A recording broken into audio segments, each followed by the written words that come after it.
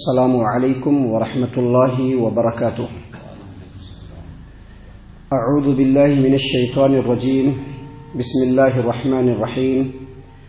ان ربکم اللہ الذی خلق السماوات والارض فی 6 ایام ثم استوى علی العرش یغشی اللیل النہار یطلبہ حثیثا والشمس والقمر والنجوم مسخرات بامرہ الا لہ الخلق والامر تبارک اللہ رب العالمین. محترم سامعین کرام، سورۃ الاعراف سورہ نمبر 7 اور اسی سورت سے آیت نمبر 54 یعنی 54 نمبر کی آیت کریمہ سورۃ الاعراف کی آپ کے سامنے تلاوت کی. محترم سامعین کرام، اللہ تبارک و تعالی نے فرمایا ان ربکم اللہ الذی خلق السماوات والارض فی 6 ایام. ان ربکم اللہ الذی خلق السماوات والارض فی 6 ایام. بے شک تمہارا رب جو اللہ ہے اس نے آسمانوں اور زمینوں کو 6 دنوں میں پیدا فرمایا. ان ربکم اللہ الذی خلق السماوات والارض فی 6 ایام. بے شک تمہارا رب جو اللہ ہے اس نے آسمانوں اور زمین کو 6 دنوں میں پیدا فرمایا. یہاں پر اس جگہ پہ اللہ تبارک و تعالیٰ نے بیان فرمایا ہے کہ یہ جو آسمانی کائنات ہے اور یہ جو زمینی کائنات ہے اس کو اللہ تبارک و تعالیٰ نے 6 دنوں میں پیدا فرمایا اور جو کچھ اس کے درمیان ہے.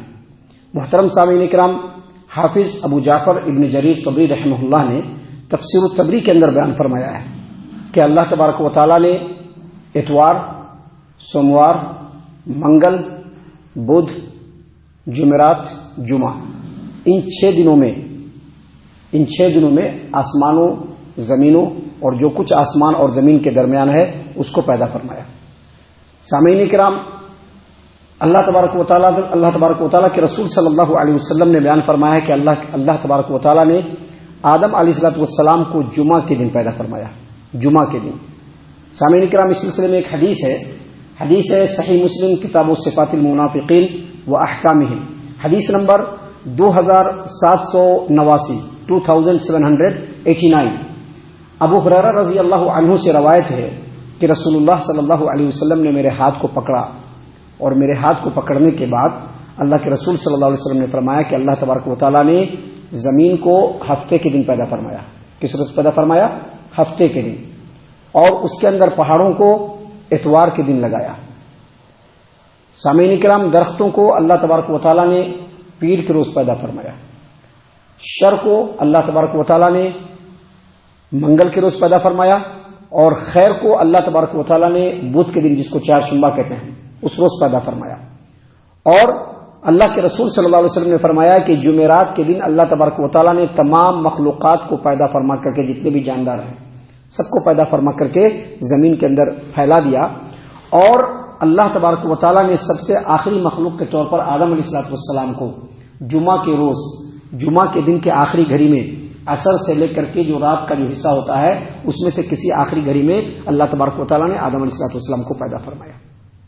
تو یہ اس آسمانی کائنات اور زمینی کائنات اور اس کے درمیان جو کچھ ہے اس کو اللہ تبارک و تعالیٰ نے کتنے دنوں میں پیدا فرمایا اس کو بیان فرمایا. یہاں پر ایک بات واضح رہے کہ اللہ تبارک و تعالیٰ نے ہفتے کے دن کچھ بھی پیدا نہیں فرمایا، اس لیے اس کو یوم السبت کہا جاتا ہے. سبت کا مطلب ہوتا ہے قطع کر دینے کے، یعنی اس دن اللہ تبارک و تعالیٰ نے کسی بھی چیز کو پیدا نہیں فرمایا. ان تمام باتوں کو سامنے رکھنے کے بعد جو ایک بات سمجھ میں آتی ہے ہم کو وہ یہ کہ اللہ تبارک و تعالیٰ نے جو 6 دنوں میں آسمانی کائنات، زمینی کائنات اور اس کے درمیان جو کچھ ہے اس کو جو پیدا فرمایا، تو یہ جو دن تھا وہ کون سا؟ یعنی آج جو ہمارا ایک دن چلتا ہے 24 گھنٹے کا، اس طرح کا تھا، یا 1000 سال کے برابر کا تھا جو اللہ تبارک و تعالیٰ کی نظر میں ہے، یا پھر قیامت کے دن جو 50,000 سال کے برابر کا ہوگا اس طرح سے ہوگا؟ یہ کس طرح کا ہوگا؟ تو زیادہ تو صحیح یہی معلوم ہوتا ہے کہ جو اللہ تبارک و تعالیٰ کی نظر میں ہے. جو دوسری بات، کیونکہ اس وقت سورج، چاند، ستاروں کا نظام نہیں تھا. اس وقت اللہ تبارک و تعالیٰ نے یہ جو دن اور رات کا جو نظام ہے، سورج نکلتا ہے، سورج کے طلوع ہوتے ہی رات آتی ہے، پھر کل ہو کر کے سورج نکلتا ہے، اس طرح کا تو کوئی نظام نہیں تھا. اور پھر یہ جو اللہ تبارک و تعالیٰ نے جو 6 دنوں میں پیدا فرمایا، 6 دنوں میں جو اللہ تبارک و تعالیٰ نے پیدا فرمایا، یہ اس دنیا کی بات نہیں ہے، یہ عالم بالا کی بات ہے، لہذا بات تو یہی معلوم ہوتی ہے، لیکن اس سلسلے میں ہم قطعیت کے ساتھ کچھ نہیں کہہ سکتے. کیوں؟ کیونکہ اس سلسلے میں کوئی واضح روایت یا کوئی واضح دلیل یا کوئی واضح آیت کریمہ بالکل نہیں ہے، اس لیے ہم کوئی واضح بات بالکل نہیں کر سکتے. لیکن چونکہ اس وقت اس طرح کی بات نہیں تھی، اس لیے زیادہ قرین قیاس بات یہی معلوم ہوتی ہے کہ اس وقت 1000 سال کا ایک دن رہا ہوگا. یہاں پر ایک بات اور سمجھنے کی ہے کہ اللہ تبارک و تعالیٰ نے قرآن کریم سورہ یاسین آیت نمبر 82 میں فرمایا کہ انما امرہ اذا اراد شیئا ان یقول له کن فیکون. بے شک اللہ تبارک و تعالیٰ جب کسی چیز کو پیدا فرمانے کا ارادہ کرتا ہے تو اس کی شان یہ ہے کہ بس کہتا ہے کہ ہو جا تو ہو جائے. لیکن اللہ تبارک و تعالیٰ نے 6 دنوں میں آسمان، زمین، آسمانی کائنات اور زمینی کائنات اور جو کچھ اس کے درمیان 6 دنوں میں پیدا فرمایا. ایسا کیوں؟ تو اس کے بارے میں تو کوئی حکمت معلوم نہیں ہوتی ہے. البتہ اہل علم نے یہ کہا ہے کہ اللہ تبارک و تعالیٰ نے یکے بعد دیگرے تدریج کے ساتھ ہر چیز کو جو پیدا فرمایا اس میں مخلوقات کے لیے اور خاص طور سے انسانوں کے لیے سبق ہے کہ کوئی بھی کام کرنا ہو تو بالکل سکون کے ساتھ، اطمینان کے ساتھ، وقار کے ساتھ اور ایک کے بعد ایک کام کرنا چاہیے. ایک ہی بار سارے کام کو لے کر کے آگے نہیں بڑھنا چاہیے، بلکہ بتدریج کوئی کام کرے گا تو انسانوں کو اس میں اللہ تبارک و تعالیٰ کی طرف سے کامیابی ملے گی. یہی حکمت اس کے اندر کار فرما ہے. سامعین کرام، اس آیت کریمہ میں اور بھی باتیں ہیں جو ہماری جانکاری کے لیے بہت اہم ہے، جس کو انشاءاللہ ہم کل اور کل کے بعد کے درسوں میں بیان کرنے والے ہیں.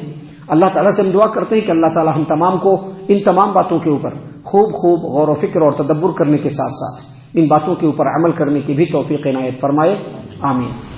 اللہ تعالی ہم تمام کو صحیح معنوں میں پکا سچا مومن مسلمان بنائے، اللہ اور اس کے رسول صلی اللہ علیہ وسلم کی اطاعت و فرما برداری کرنے والا بنائے، صحابہ کرام رضی اللہ عنہم کے طریقے پر چلنے والا بنائے، جنت الفردوس میں جگہ عطا فرمائے.